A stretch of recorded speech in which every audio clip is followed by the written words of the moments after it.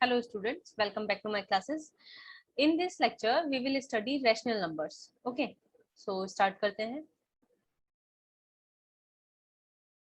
Rational numbers हमने last lecture में पढ़ा था. Rational numbers में हमने last lecture में दो terms पढ़ी थी. एक तो terminating और एक non terminating.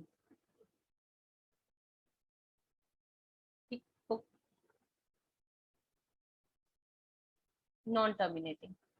तो टर्मिनेटिंग में हमने रैशनल नंबर्स जो होते हैं हमारे पास p/q की फॉर्म में होते हैं, और हमारा जो टर्मिनेटिंग रैशनल नंबर में होता है, रैशनल नंबर होते हैं टर्मिनेटिंग. तो टर्मिनेटिंग जो होते हैं वो रैशनल नंबर होते हैं, और नॉन टर्मिनेटिंग जो होते हैं वो इररेशनल नंबर्स होते हैं. ओके, तो टर्मिनेटिंग में क्या होता है, हमारा जो q होता है वो 2 की पावर m मल्टीप्लाई 5 की पावर n में होता है. 5 की पावर n की फॉर्म में होगा तो वो टर्मिनेटिंग हुआ.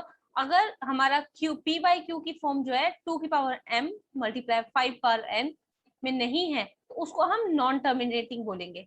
इसका मतलब टर्मिनेटिंग जो होते हैं वो रिपीटेटिव टर्म्स होते हैं, लाइक 0.16 बार. तो ये जो बार रिप्रेजेंट करता है इसका मतलब है ये जो 6 है ये कॉन्टिन्यूअस है, ये रिपीट होगा. ठीक है, तो इसको हम लिख सकते हैं 0.166666 एंड सो ऑन. तो ये जो 6 है वो एंडलेस है.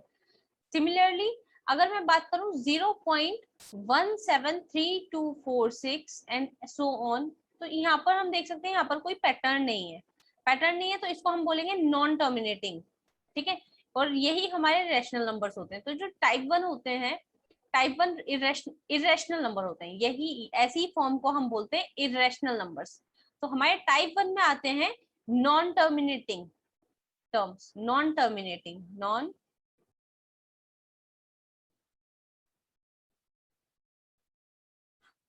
Okay, non terminating. ये जो हमारे पास टर्म्स होती हैं इनको हम इरेशनल नंबर बोलते हैं. इरेशनल नंबर के 4 टाइप्स हम अभी देखेंगे.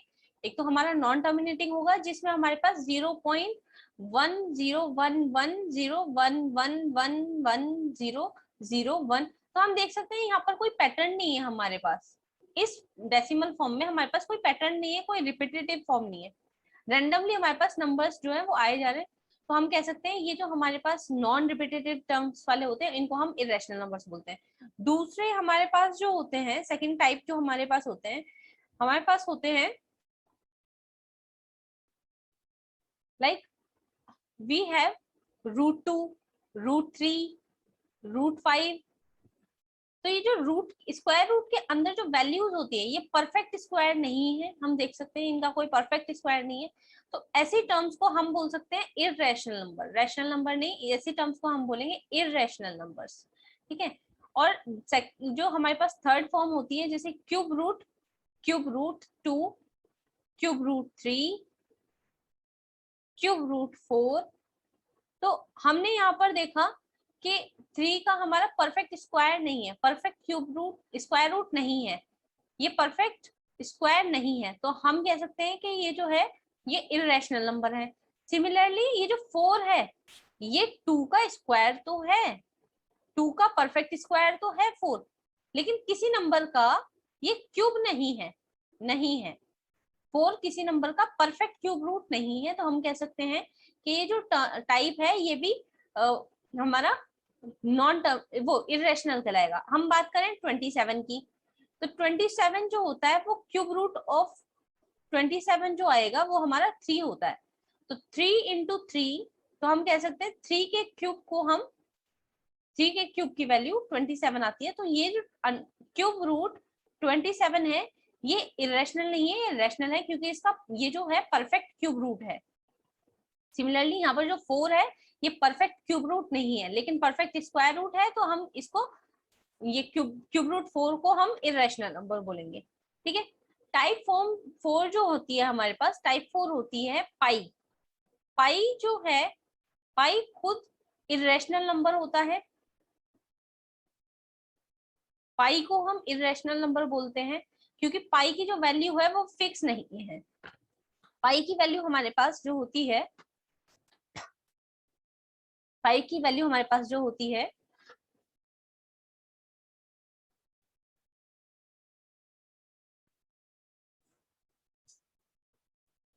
तो हम जो है हम यहाँ पर पाई कंसिडर कर रहे थे इरेशनल नंबर। पाई जो होता है हमारे पास इरेशनल नंबर होता है, क्योंकि पाई की जो वैल्यू होती है वो 3.1459 एंड सो ऑन, ये हमारी पाई की वैल्यू होती है। तो हम कह सकते हैं जो डेसिमल के बाद ये जो हमारे पास नंबर्स हैं ये रिपीटेटिव फॉर्म में नहीं है, ये नॉन रिपीटेटिव फॉर्म में है, तो ये इसको हम बोल सकते हैं ये पाई जो है इरेशनल नंबर है। लेकिन पाई की एक और वैल्यू को हम रिप्रेजेंट करते हैं, पाई को हम 22/7 से रिप्रेजेंट करते हैं, और हम कह सकते हैं कि p/q की जो फॉर्म होती है वो हमारी रैशनल नंबर्स में कहलाती है। तो हम कह सकते हैं ये जो 22/7 है इसको हम रैशनल नंबर बोलेंगे, ये इस वैल्यू को हम रैशनल नंबर बोलेंगे। लेकिन ये जो पाई है खुद इटसेल्फ ये जो है ये इरेशनल नंबर है। ठीक है, तो इसी के बेसिस पर हम कुछ थ्योरम्स देखेंगे कि हम किसी दिए हुए नंबर को इरेशनल नंबर कैसे प्रूव करें। तो उसके बेसिस ये जो क्वेश्चन है यहाँ पर हमें प्रूव करना है कि √2 जो है वो इरेशनल नंबर है। ठीक है, तो कैसे प्रूव करेंगे? तो हम क्या करेंगे, लेट हम सपोज कर लेते हैं initially that let √2 is irrational number. √2 हमारा जो है वो इरेशनल नंबर है। तो हम क्या करेंगे, अब हमें पता है हमने √2 को इरेशनल नंबर सपोज करा है, तो √2 जो है हमारा वो a/b की फॉर्म में है, एक ऐसे रैशनल नंबर है जहाँ पर फॉर्म फ्रैक्शन में है। तो ये जो √2 हुआ हमारा ये a/b की फॉर्म में हुआ। ओके, तो ये कंडीशन तब होगी जब a एंड b, a और b will not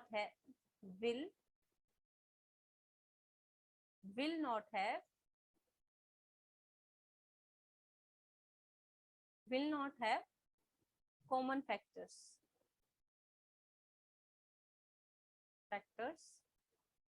other than 1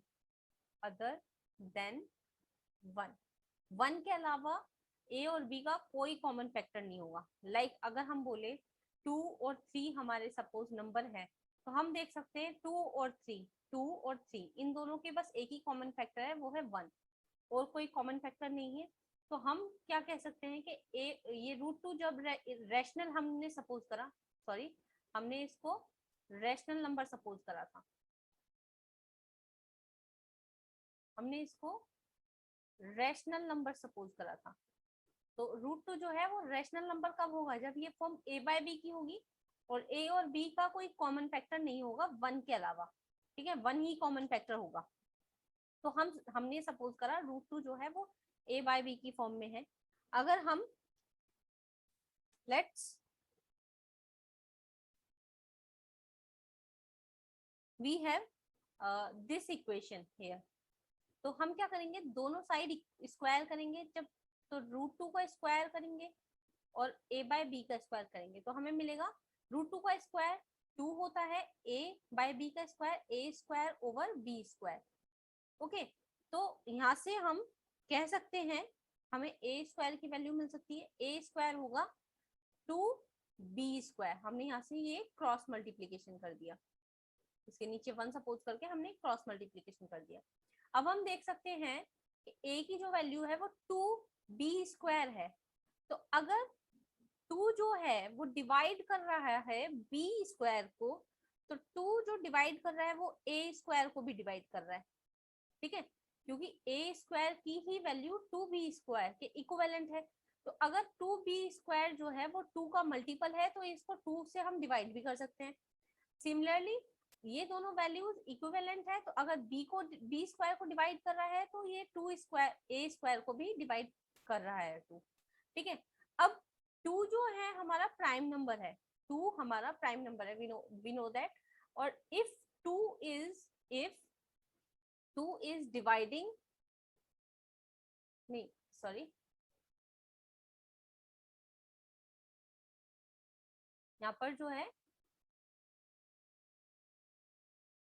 यहाँ पर 2 और यहाँ पर ये रेसिप्रोकल होगा इसका, कि 2 जो है वो डिवाइड कर रहा है बी स्क्वायर को, तो 2 डिवाइड करेगा ए स्क्वायर को भी। ठीक है, तो हम कह सकते हैं कि यहाँ पर अगर ए स्क्वायर को 2 डिवाइड कर रहा है और 2 प्राइम नंबर है हमारा, तो हम कह सकते हैं ए को भी 2 डिवाइड कर सकता है। ठीक है, तो हम कह सकते हैं कि ये जो है ये इसको ए को डिवाइड कर रहा है 2, तो ये हमारा एक रिलेशन बन गया। ठीक है, नेक्स्ट हम सपोज करते हैं ए को इक्विवेलेंट किसी और इंटीजर के इक्विवेलेंट 2c के इक्विवेलेंट हम इसको लेट कर लेते हैं। तो हम क्या करेंगे, इस रिलेशन में a की वैल्यू 2c के इक्विवेलेंट रखेंगे, तो हमें मिलेगा 2c का होल स्क्वायर इक्वल्स 2b का होल स्क्वायर। तो हमें a की वैल्यू के ऊपर हमने 2c रखा, तो ये जब स्क्वायर करेंगे तो हमारा 4c स्क्वायर होगा इक्वल्स 2b स्क्वायर होगा। तो हम कह सकते हैं यहाँ से b स्क्वायर की वैल्यू फाइंड कर सकते हैं, तो b स्क्वायर की वैल्यू होगी हमारी 4c स्क्वायर डिवाइडेड बाय 2। अब ये 2 से हम डिवाइड कर सकते हैं इस नंबर को, तो हमें मिलेगा b square equals 2c square. जो सेम प्रोसेस हमने यहाँ फॉलो करा था वही हम यहाँ फॉलो करेंगे। हमें ये जो मिला है B square equal to C square, हम देख सकते हैं बी स्क्वायर जो है वो 2c के स्क्वायर के इक्विवेलेंट है। तो अगर ये जो सी स्क्वायर है ये 2 का मल्टीपल है, तो जो सी स्क्वायर है वो 2 से डिवाइड भी, 2 का मल्टीपल है तो 2 से डिविजिबल भी है। सेम दिस वैल्यू इक्विवेलेंट है बी स्क्वायर के, तो अगर सी स्क्वायर को डिवाइड कर रहा है 2, तो बी स्क्वायर को भी डिवाइड करेगा 2। ठीक है, बी स्क्वायर भी डिवाइड बाय 2 होगा। ये जो हमने नेक्स्ट प्रॉपर्टी इसमें लगाई थी कि ए स्क्वायर को बी डिवाइड कर रहा है 2, तो सेम जब बी स्क्वायर को डिवाइड कर रहा है 2, तो हम कह सकते हैं अगर 2 प्राइम नंबर है बी स्क्वायर को डिवाइड कर रहा है तो वो बी को भी डिवाइड करेगा, तो बी को भी डिवाइड कर सकता है 2। हम देख सकते हैं यहाँ पर ए को भी डिवाइड कर रहा है 2 और बी को भी डिवाइड कर रहा है, और हमने इरेशनल जो हमने √2 इक्विवेलेंट माना था वो a बाय b को माना था, और a बाय b का कोई फैक्टर अदर नहीं होना चाहिए 1 के अलावा। लेकिन यहाँ पर ये a को भी डिवाइड कर रहा है और b को भी डिवाइड कर रहा है 2, तो हम कह सकते हैं ये जो 2 है ये कॉमन फैक्टर है a और b का। 2 जो हुआ वो कॉमन फैक्टर हुआ common factor of a and b। तो हम कह सकते हैं कि ये जो कॉमन फैक्टर है, और ये जो हमने सपोज करा था ये कंडीशन √2 जो है वो रैशनल कब होगा, जब √2 को हम a बाय b मानेंगे और इन दोनों का कोई और कॉमन फैक्टर नहीं होगा 1 के अलावा। लेकिन हम देख सकते हैं कि 2 जो है वो कॉमन फैक्टर है a और b का, तो हम कह सकते हैं कि √2 जो है वो रैशनल नहीं है, वो इरेशनल है। ओके, तो ऐसे ही हम प्रूव कर सकते हैं कि ये जो √2 है वो रैशनल नहीं इरेशनल है। ठीक है, इसी तरह सेम प्रोसेस को फॉलो करके हम प्रूव कर सकते हैं √3 जो है वो इरेशनल है, √5 इरेशनल है, √7 इरेशनल है, √11 इरेशनल है।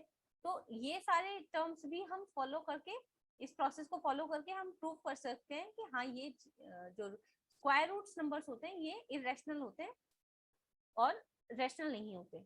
ठीक, नेक्स्ट टाइप की जो हमारे पास क्वेश्चन है वो है ये है, हमें गिवन है p जो है एक प्राइम नंबर है और p हमें गिवन है प्राइम नंबर, जैसे हमने √2 के साथ लिया था, √2 जो है हमारा प्राइम नंबर था और हमें उसको इरेशनल प्रूव करना था, तो हमें प्रूव करना है √p जो होगा वो इरेशनल होगा। तो इनिशियली जैसे हमने √2 के साथ करा था हम वैसे ही करेंगे नेक्स्ट क्वेश्चन में। तो हम मान लेते हैं √p जो है वो रैशनल है, रैशनल हमने सपोज कर लिया, इसका मतलब है √p जो है वो हमने सपोज करा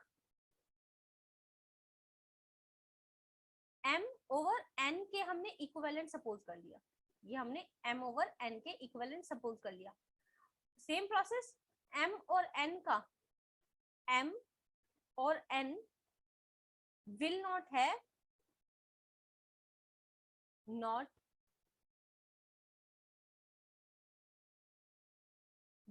have कॉमन फैक्टर को हम CF से लिख लेते हैं, common factor other than one, तो हम कह सकते हैं कि ये जो m और n, ये जो रूट p है वो m ओवर n के इक्विवेलेंट होगा, और m और n का कोई और कॉमन फैक्टर नहीं होगा 1 के अलावा। तो सेम प्रोसेस हम करेंगे, हम रूट p को इक्वल माना हमने m/n, तो इसका हम दोनों साइड स्क्वायर करेंगे, बोथ साइड स्क्वायर करेंगे, तो हमें मिलेगा रूट p का स्क्वायर करने पर हमें p मिलेगा, और equals m square over n square. तो हम कह सकते हैं m स्क्वायर जो है वो pn स्क्वायर है, pn स्क्वायर के इक्विवेलेंट हमने प्रूव करा। अब हम देख सकते हैं ये जो n स्क्वायर है ये p से डिविजिबल है, क्योंकि ये p का मल्टीपल है, तो ये p से डिविजिबल भी हुआ। तो n स्क्वायर जो है वो डिविजिबल बाय p है। अगर ये जो वैल्यू है left hand side, right hand side की, ये लेफ्ट हैंड साइड के इक्विवेलेंट है, तो अगर ये n स्क्वायर जो है p से डिवाइड हो रहा है, तो m स्क्वायर भी p से डिवाइड होगा, ठीक है। अब हम कह सकते हैं कि p हमें गिवन है प्राइम नंबर, और प्राइम नंबर गिवन है, तो if m square is divisible by p which implies m जो भी है, m जो है वो भी p से डिविजिबल होगा, ठीक है। तो ये हमारी एक कंडीशन बन गई कि ये भी हमारा p से डिविजिबल होगा, m भी हमारा p से डिविजिबल होगा, ठीक है। नेक्स्ट हमने सपोज करा हमारा जो एक ये जो m है, इसको m को हम p q के इक्विवेलेंट सपोज कर लेते हैं, तो हम कह सकते हैं p q के इसका कोई मल्टीपल होना चाहिए। अगर ये इसको डिवाइड कर रहा है तो हम p q का कोई मल्टीपल के इक्विवेलेंट है m की वैल्यू, ठीक है। तो हम इस m की वैल्यू को इस रिलेशन में पुट करेंगे, तो हमें मिलेगा, इस रिलेशन में पुट करेंगे तो हमें मिलेगा m square p q square equals p n square. तो हम कह सकते हैं यहां से हमें मिलेगा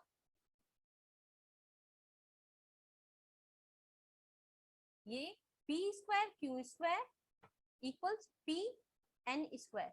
तो हम जब इसको डिवाइड करेंगे तो हमें n स्क्वायर जो है वो p square q square divide by p, ये जो है कैंसिल आउट हो जाएगा, और n स्क्वायर हमें मिलेगा p q स्क्वायर के। अब हम देख सकते हैं q स्क्वायर जो है वो p का मल्टीपल है, अगर p का मल्टीपल है q स्क्वायर तो वो p से डिविजिबल भी होगा, तो हम कह सकते हैं q स्क्वायर जो है वो p से डिविजिबल है।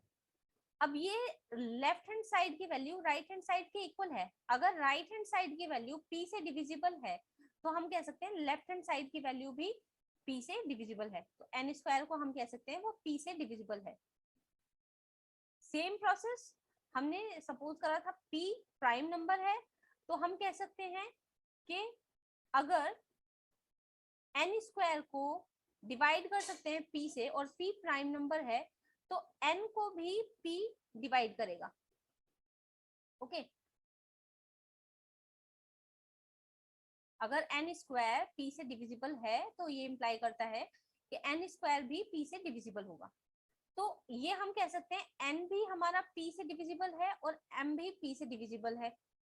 n और m जो रेशो होगा m और n का वो रूट p रैशनल तब होगा जब दोनों का 1 के अलावा कोई और कॉमन फैक्टर नहीं होगा। लेकिन हम देख सकते हैं m और n का कॉमन फैक्टर p है, ये भी p से डिवाइड हो रहा है और n भी p से डिवाइड हो रहा है, तो कॉमन फैक्टर जो है m और n का 1 के अलावा p भी है।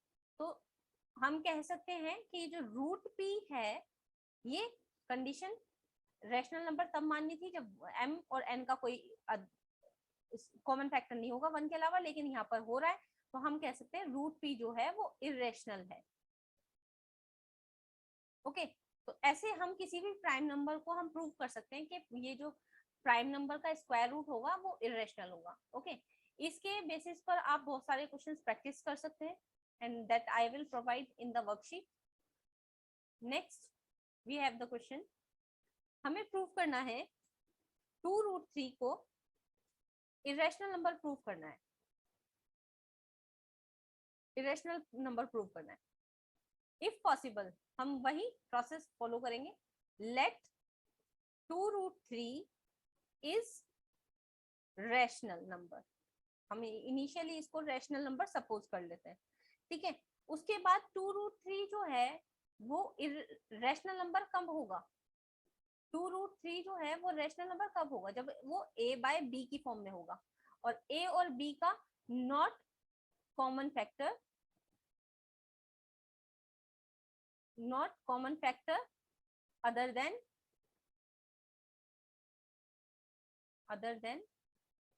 1, ठीक है। a और b का कोई और कॉमन फैक्टर नहीं होगा 1 के अलावा।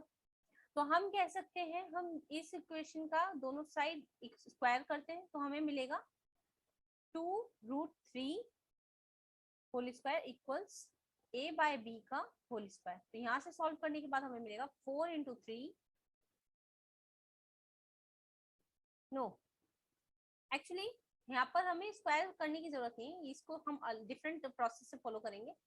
तो इसको हम फॉलो करेंगे कि हमने जो सपोज करा था 2√3 इक्वल्स a/b, तो इस जो 2 है दोनों इक्वेशन में 2 से डिवाइड करते हैं हम, 2 से डिवाइड करेंगे तो हमें मिलेगा √3 इक्वल्स a/b। √3 हमारा a/b की फॉर्म में हुआ, ओके। तो हम कह सकते हैं a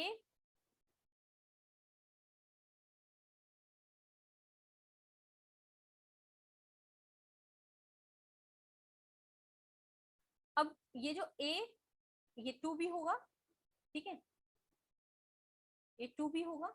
अब ये जो a/2b irrational number, rational number कब होगा, √3 जब ये इनका कोई और कॉमन फैक्टर नहीं होगा, a और 2b का कोई और कॉमन फैक्टर नहीं होगा। लेकिन हमने √2 को प्रूव करा था कि ये इरेशनल नंबर है, ठीक है। सिमिलरली हम √3, √5, √7 और कोई भी रूट वैल्यू को हम प्रूव कर सकते हैं वो इरेशनल नंबर है, अनटिल अनलेस ये रूट के अंदर नंबर है ये परफेक्ट स्क्वायर ना हो। तो हम कह सकते हैं ये जो a/b का कोई कॉमन फैक्टर नहीं है और ये इक्विवेलेंट टू √3 है।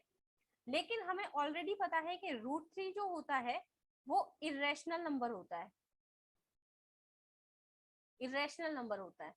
तो इसीलिए हम कह सकते हैं इसका कोई भी मल्टीपल, वेदर इट इज 2√3, 4√3, कोई भी मल्टीपल जो होगा वो इरेशनल ही होगा। तो हम कह सकते हैं इस कंट्राडिक्ट पे कि 2√3 जो है वो इरेशनल नंबर होगा, ओके। ऐसे ही आप ये 4√3 को प्रूव कर सकते हैं और साथ में 2√5 को प्रूव कर सकते हैं। कोई भी आप ऐसे कोई फॉर्म लेकर उसको प्रूव कर सकते हैं कि ये जो है इरेशनल नंबर है। और ये कंडीशन कब आई थी, जब हमने सपोज करा था कि ये 2√3 रैशनल नंबर था और इन दोनों का कोई कॉमन फैक्टर नहीं है। लेकिन हम कह सकते हैं कि √3 जो है वो ऑलरेडी एक इरेशनल नंबर है, तो इसका कोई भी मल्टीपल, तो 2√3 भी √3 का मल्टीपल है, तो हम कह सकते हैं कि ये 2√3 इज अ इरेशनल नंबर, ठीक है। Next we have